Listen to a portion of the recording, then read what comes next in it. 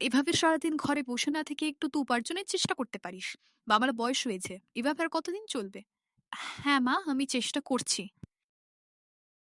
না মা, আমাদের বয়স হয়েছে, এভাবে আমরা আর সংসার টানতে পারছি না। এবার তোমাকে যেভাবেই হোক টাকা উপার্জন করে এনে সংসার দিতে হবে, আর সেটা কাল থেকেই। কি লাগবে গো? সবজি, তাজা তাজা সবজি আছে। আলু, পেঁয়াজ, টমেটো, পটল, তাজা তাজা সব সবজি। সবজি লাগবে গো, সবজি।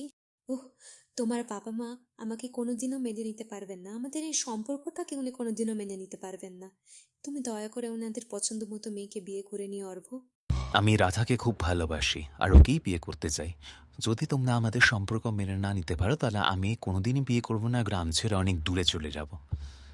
হ্যাঁ, আমার বৌমা হবে, এটা কোনোদিনই হতে পারে না। আমাদের এমন কিছু করতে হবে যাতে রাধা সারা জীবনের মতো অর্ঘের জীবন থেকে চলে যায়। এ কি সর্বনাশ! রাধামা, এ কি না, একই অঘটন ঘটে গেল। এটা নিশ্চয়ই খুন। এটা কি হয়ে গেল রাধা? তোমার এই পরিণতি কি করে হলো? তুমি আমার কাছে বলতে কি চলছে তোমার মনে? কেন এমন করলে? অর্ঘ, আমাকে হত্যা করা হয়েছে।